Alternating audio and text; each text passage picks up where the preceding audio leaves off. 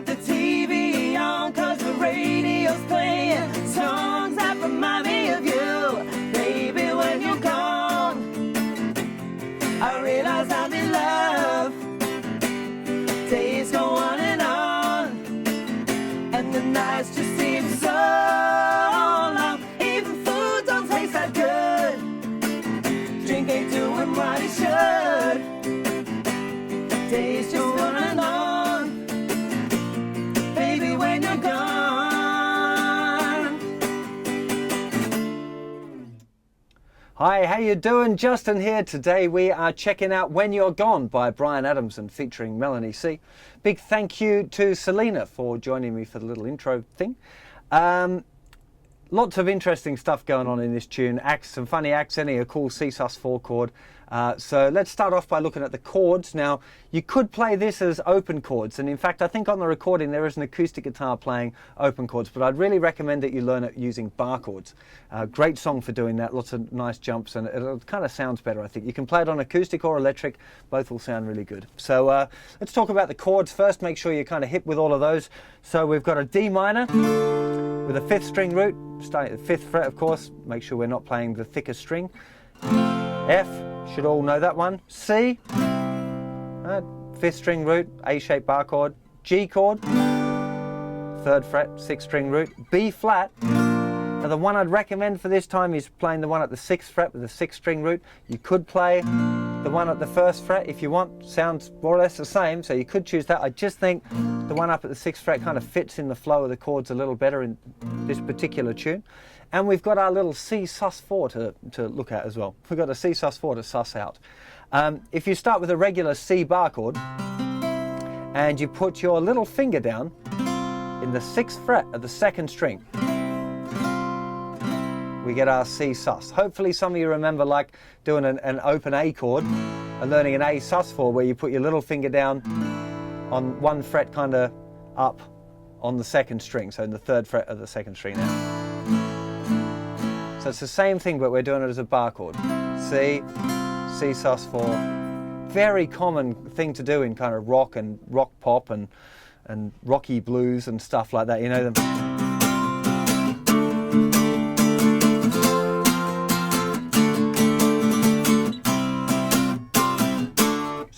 It's a real classic kind of movement, you know. So definitely one that you're going to use for more than just this one song if you get it down. Definitely want to check that out. So regular C chord, putting the little finger down on the 6th fret of the 2nd string, making sure you're still muting the thinner string, very important.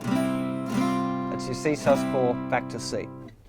So let's go through the chord sequences now. The intro, very simple. We've got a bar of D minor, a bar of F, a bar of C, and a bar of G. That's the intro for you. It's kind of the same sequence that gets used in the chorus, but we'll talk about that in a sec. So now into the verse. The verse, we've got D minor, round the G all night, seeing what the hell to do. And then we've got the little sus thing. Well, I'm D minor in a concentrate, but G I can think of is C, sus, C. Sus, C. Well, the D minor don't ring 'cause the G ain't home. I'm C being all alone. Sus4 C. Got the D minor on 'cause the B flat is playing. G that reminds me of G. Into the chorus. Baby, when you're D minor to F, I realize I'm in C. G, please go on, and D minor to F, and the nights just seem C, G. Even food don't taste that D minor to F. Food ain't doing what it's C to G. Things just feel so D minor to B flat. Baby, when you're G. Now, big deal here really is making sure that you understand the simplicity of these chord sequences, because the verses really is just D minor, G, C, C, 3 times through that little sequence, and then D minor, B flat, G, G once through. That's the chord sequence for the verse. For the chorus, it's D minor, F, C, G times 3, then D minor, B flat, G, G. So you can kind of simplify it like that. If those of you that have got the songbook in front of you, you can see this, where the chords for the solo are written out. It's the same as the verse.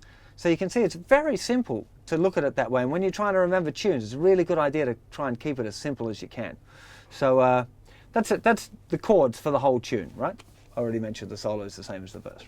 So let's talk now a little bit about the rhythm. We're going to get into that C sus4 thing a little bit more in a sec as well. But first of all, I want to talk about the main kind of rhythm that's going on in this tune. And it's using continuous eighth notes. So 1 and 2 and 3 and 4 and all down strums. Right? But where we kind of get our rhythm pattern, if you like, is the accent. So it's kind of like the rhythm of the accents pattern, as opposed to worrying about whether you're doing downs and ups. You're doing all downs, but where you put those accents is what's going to make the big difference. If I just play the intro through.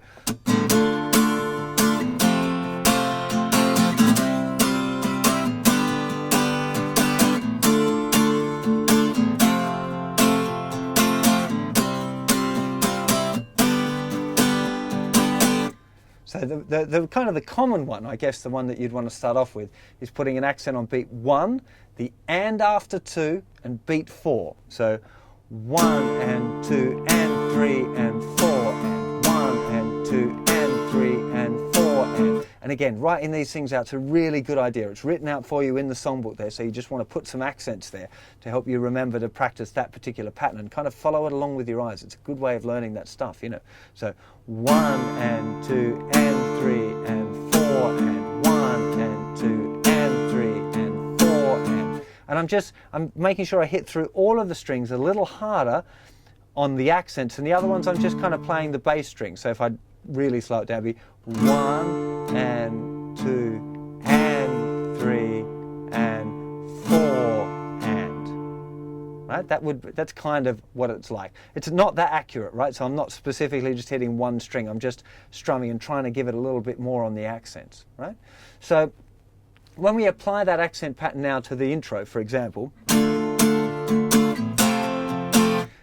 here's something that's really important, the pushes. There's loads of pushes in this tune. Some of you will be already familiar with what the idea of a push is. For those that aren't, pushing a chord means that you move it 1/8 note earlier. So instead of changing the chord on beat 1, you change it on the and after 4 from the previous bar.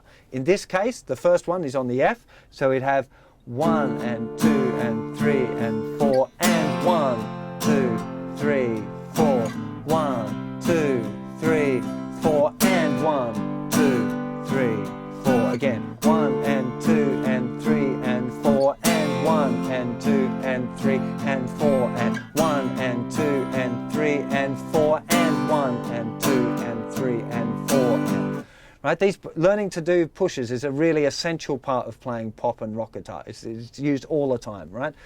Now, you can learn to count it, just as I've been doing it for you now, and if you're struggling with it, it's a good idea to play it really slowly and count along, but also it's a good idea to learn to just feel it. Don't be too fussed about having to count everything. Great skill, really important, help you learn stuff quicker, but when you can do stuff by ear, it'll just happen eventually. You know, you won't have to even think about it. To be honest, I never ever learned to count that stuff until I had to teach it. I just learned it by listening and trying to copy stuff, right? So counting's good, but make sure you kind of learn to just feel it out as well, you know, especially on a tune like this where the accents are changing all the time. For me to write it down and explain every one would just be a complete headache and really difficult to learn it that way, right? So I'm trying to give you the bones here, and then you can flesh it out listening to the record. So for the intro again, D minor, push F, C, push G,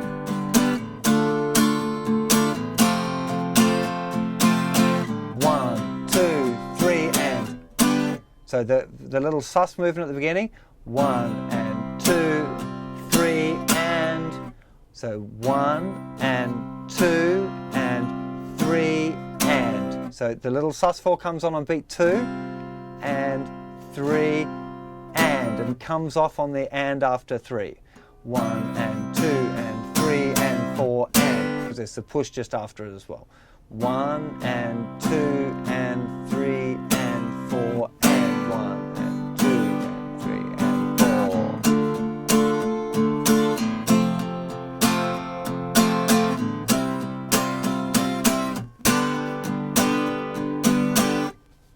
So it's really important to kind of get that kind of feeling of both the pushes and the accent patterns, because you're playing eighth notes and you're really hammering it. It gives it a lot of energy playing it that way too. So looking at the verse now.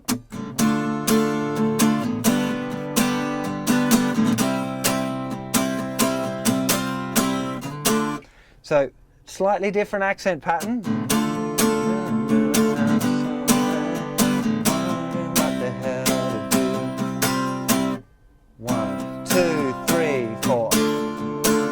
Pushes all over the place in this.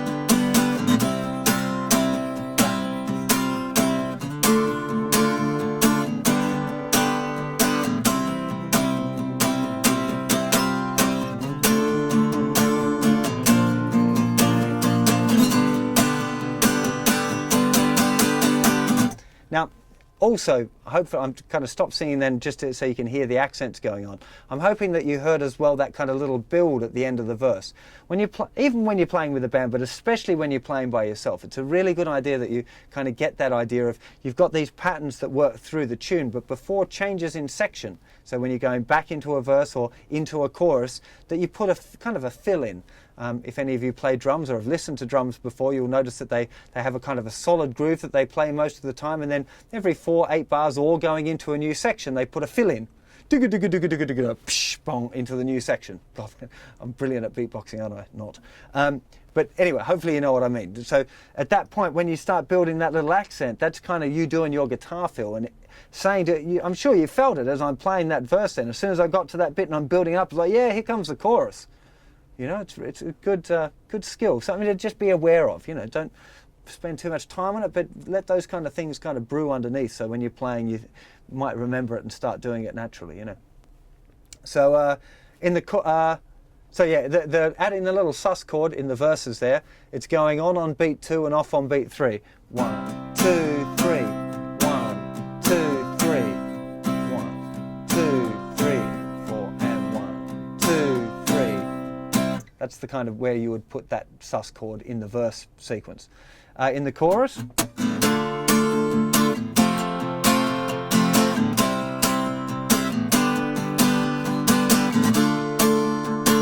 Push F, C. You can put the sus chord in or you can choose not to. It's up to you really. You don't have to. It kind of feels nice for me to do it. It seems to work with the tune, but I can't remember if it's on the record, I'll be completely honest. You'd have to listen to it. So that's pretty much the whole tune. I already mentioned that the chord sequence for the solo is the same as the verse. If you're getting into transcribing, I'd highly recommend having a go at this song because it's a really nice, easy solo to do. If you're not getting into transcribing, then I'd recommend that you start. Learning to work out songs by yourself is a really essential skill. You know, using video lessons and tabs and stuff is fine. It'll help you learn to play, but the sooner you get into learning songs by ear on your own, the better, because that's how musicians learn to play songs. You know, that's the truth. So you want to look at it at some point, and tunes like this, it's a great solo to have a go at, because it's just, you know, simple melody lines. So see if you can figure out how to play that as a little challenge for you. And other than that, I think we're done for this tune. Hope you enjoy playing it. I'll see you for another lesson very soon. Take care of yourselves. Bye-bye.